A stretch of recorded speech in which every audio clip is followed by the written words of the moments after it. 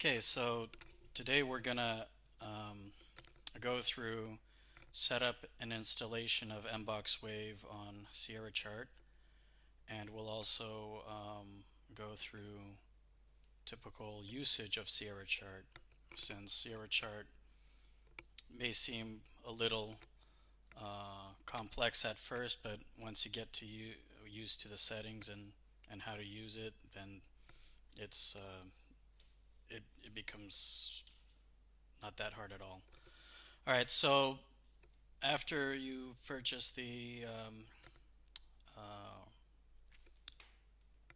indicators from the website, you're going to go to the website and you need to download it.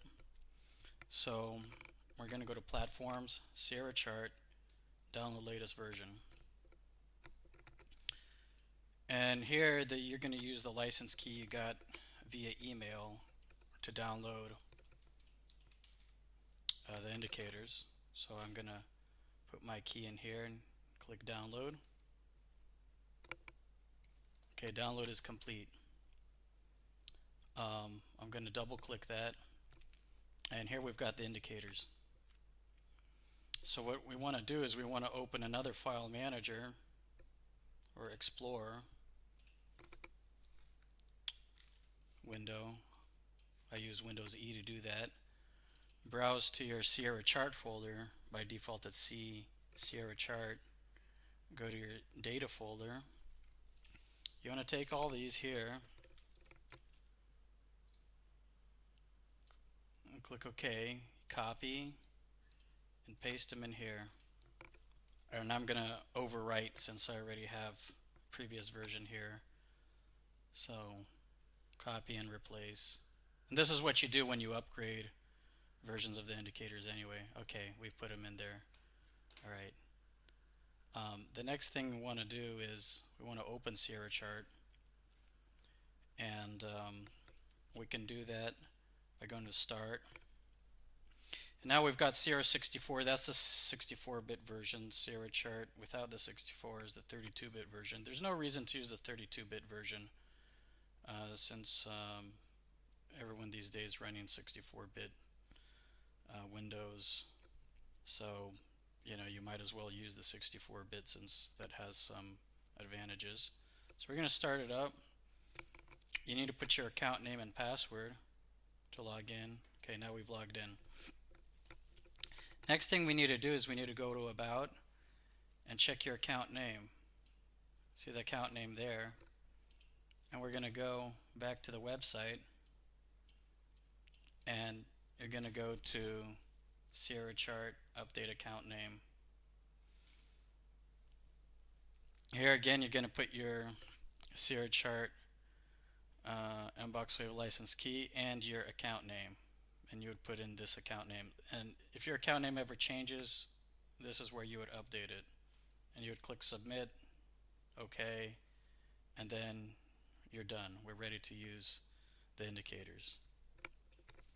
Alright, so a little bit about Sierra Chart. We've got these buttons by default. What you need to do is you need to configure your trade connection. Alright, so if you're using CQG, you'd put it in here. So like I've put in my credentials, and if you're using something else, you'd select it here and click OK and log in. So I've installed this. So this is bare bones Sierra Chart. So one thing you want to do is you want to change the intraday data storage time unit to 1 tick, since that's better than 1 second. So click OK. So that was this DTS. So that's what we need to change. You just need to do this once. The other thing you can do is you change your time zone. So I have it set to London. You could set it to Chicago, for example, if you're in the Eastern time zone, or New York or Los Angeles right here. Anyway, so Chicago's okay. We can set it to Chicago. That way it'll be easy to see on the charts what time the market's open. Just click OK. You don't need to do this more than one time. Okay, the next thing we do is click FS is find symbol. So we go to find symbol. So let's open a crude June contract intraday. All right, we've got that open. So it opened a 1-minute chart. And so let's go through some settings now. I prefer white background versus black, but I'll show you how you can change those things. You're going to go to global settings, general settings. No, 1 second. It's global settings, graphic settings. There we go. Chart background. I'm going to change this to white. Chart text change to black. So that gets inverted. Okay. So we're done there. Now the next thing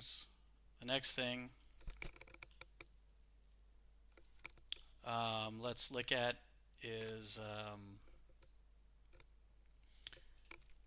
loading the indicators and then configuring some options here. So to load the indicators, they're called studies in Sierra Chart. You can right click and click studies, or since you do this all day long, press F6. I pressed F6, bam, it pops up. You're going to add custom study. Okay, and here are all the indicators, right? So, let's load some indicators, by default. MBox chart, MWave chart. Here, let's load the histogram, cumulative delta. Okay, we're loaded. And so the MBox chart automatically changes the candle colors for you, but you can change them in the graphic settings yourself. So let's talk about some other things we need to do that are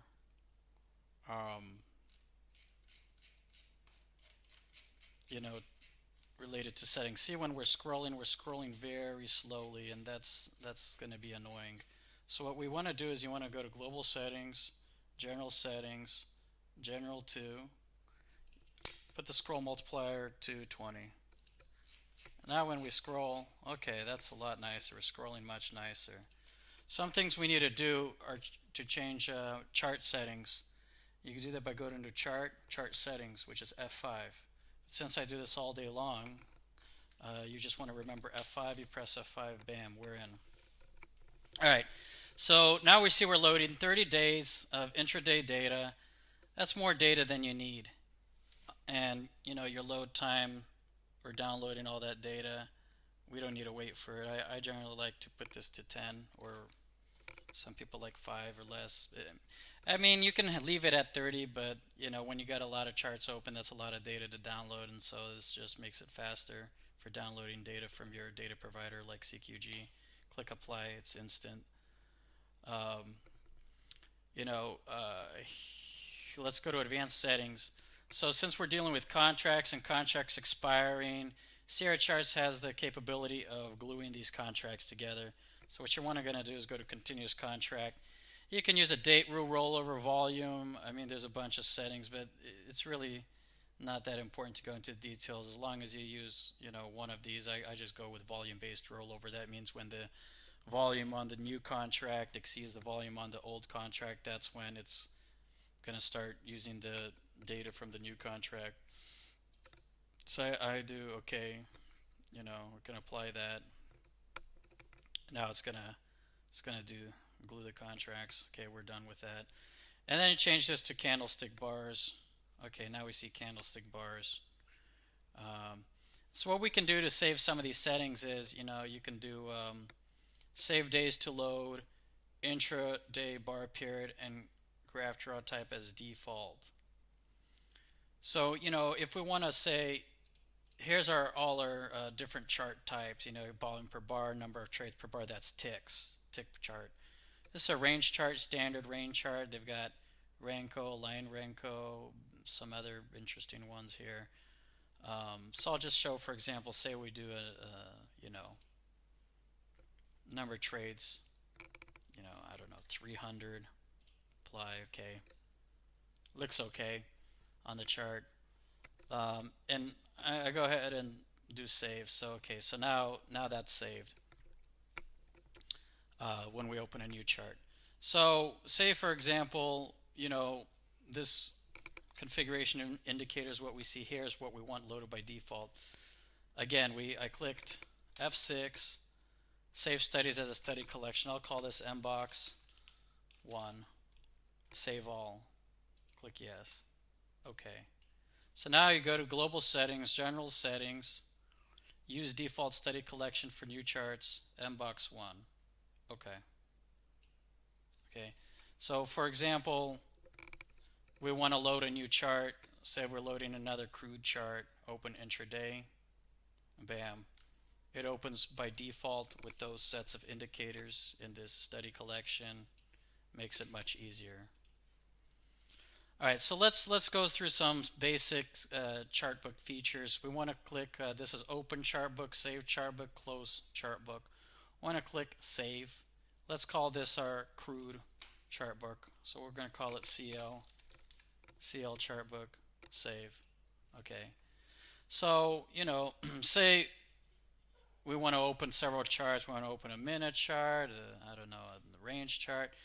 We don't need to open them again like this. You can just right click the chart, duplicate chart, bam, you're done. We've duplicated all the indicators on it. We've duplicated all the chart settings on it. And so now, we can change this to, say, a range. Let's do a 5 range. Here's our 5 range chart. All right. And, we save our chart book. Say we've, say we also want a time-based chart. Let's duplicate this. Okay. So instead of going to chart settings to change to minute, you can actually just type on your keyboard 1M. That'll change to 1 minute. I can type in 200T. That'll change to a 200 tick chart. I can type in 5R. That'll be a 5 range chart. I can type in 200V, and that'll be a volume chart. So this makes it very fast to switch between chart types and very convenient. All right, so let's save the chart book. Now you want to tile your windows. So we've got tile horizontally, tile vertically, tile as a grid. This one's pretty good. Tile as a grid. Save this. So these are just ways you can tile. Window tile vertically, tile horizontally like this, tile vertically that. Okay. Alright, so we've got that. So we got the crude. Say we want, to copy this as different indicators, well, what we can do is we can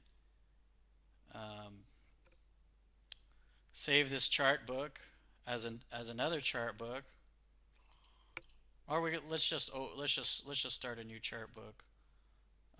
New chart book. All right. And we don't have anything there. So say I want these setups in the new chart book. I can right click the chart book and duplicate chart to chart book, this one, and switch to it.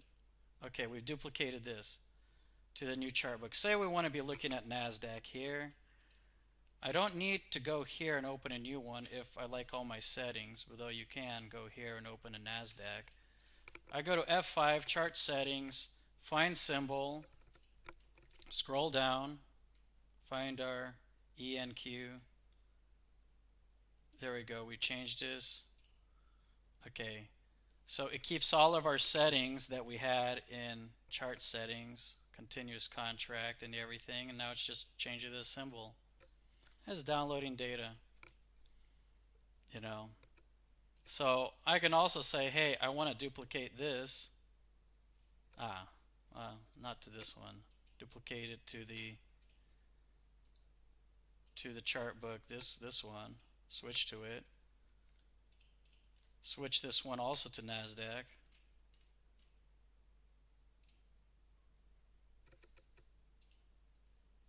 All right. They're still downloading. Since it's the first time they're downloading, it takes a little time. That's okay. In the meantime, let's save this chart book as NQ. Save. Okay, and let's duplicate this guy. also to NASDAQ. Okay, and change the instrument to NASDAQ. There we go. So these are ways that we can set up other instruments. And it's still downloading. First time could take a little while since it's downloading all the data from scratch. Alright, so the next thing that I'm going to cover is how to place a trade. I guess this will download eventually, but we'll go over how to place a trade in the meantime. Say we're on a 5-range chart or whatever. If you see some of these things getting blocked off, you can just drag it like this and then it'll show it, and then it remembers the setting, and then now we can see all the things. If you want to reset the scale of the window, right click, reset. Done. Alright, let's check if NASDAQ. Okay, NASDAQ, yeah, NASDAQ downloaded. Download this, it's still downloading the 300 tick chart. Alright, anyway, so let's look about how to place a trade. What we want to do is you've got trade simulation on currently. Alright, so that's not going to use your live account right now.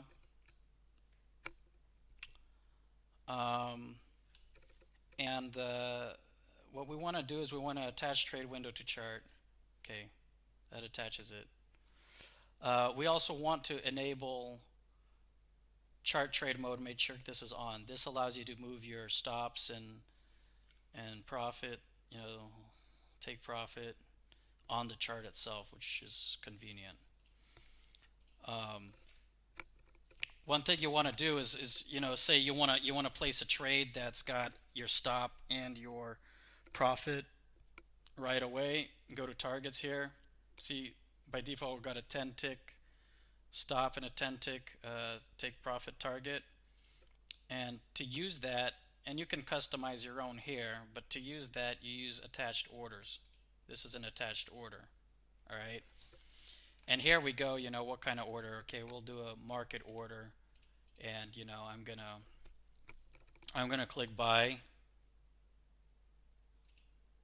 and this is a confirmation, right? Confirmations can be disabled through the menu button on the trade window.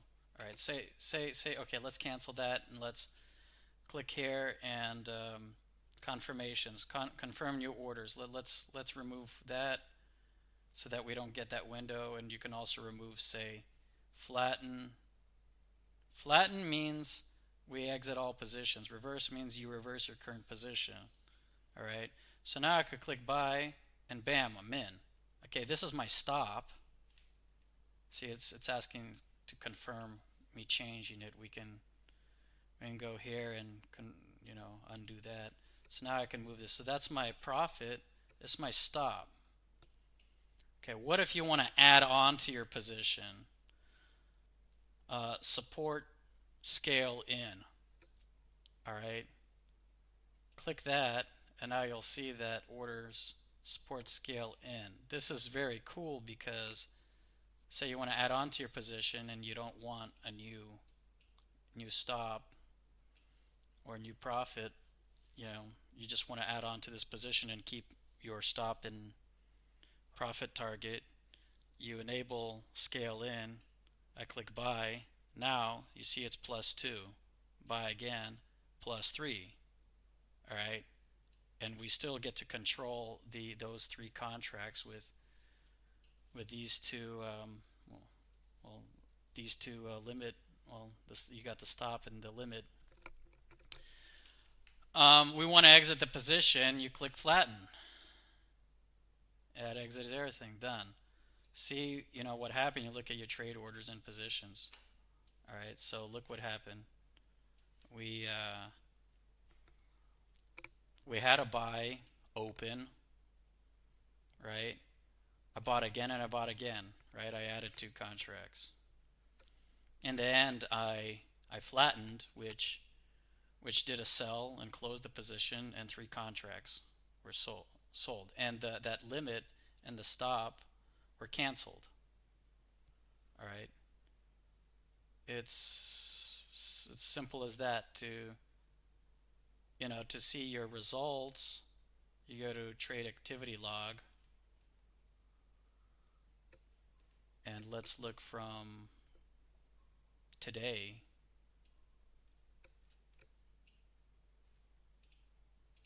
Apply. Well, here we get to see the all right, let's look at the trade statistics.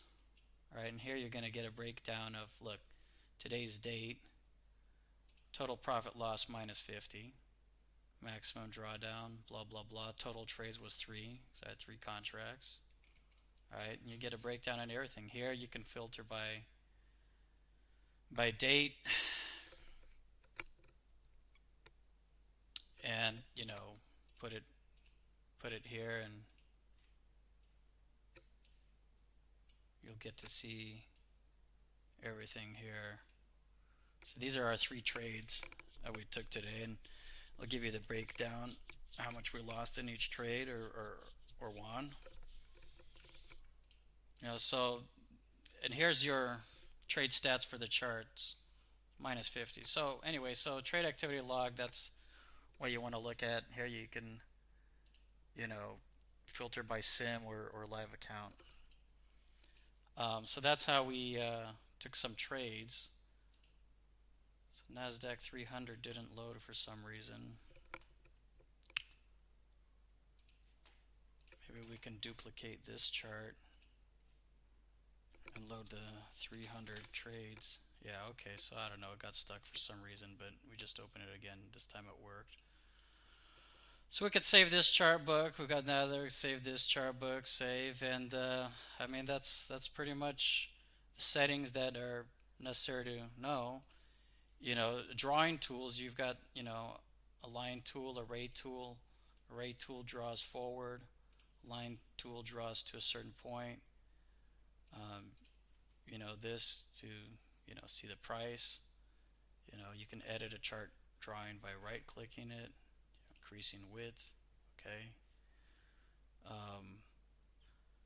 We've got the tools values window, and that shows you, all the indicators and the values getting updating as we're moving it. I mean, you can use it if you want. Usually I have it closed. Here we can decrease and increase bar spacing, get more, see more on the chart. But a nice shortcut is you hold shift and then scroll with the mouse wheel. That's what I usually do. Hold shift and scroll with the mouse wheel, and you can zoom out and zoom in, and you can see, okay,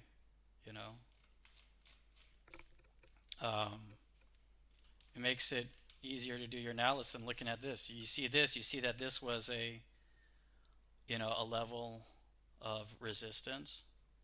We see here that there's no supply. There was more buying on these down waves, and so this was an opportunity to go long right here. Usually I like to exit when I reach levels of previous support, resistance, or breakdown levels. I watch out for those things. Anyway, so that pretty much is it. Hope this video helped, and if you have questions, you can comment or email me. All right, that's it. Thank you. Bye-bye.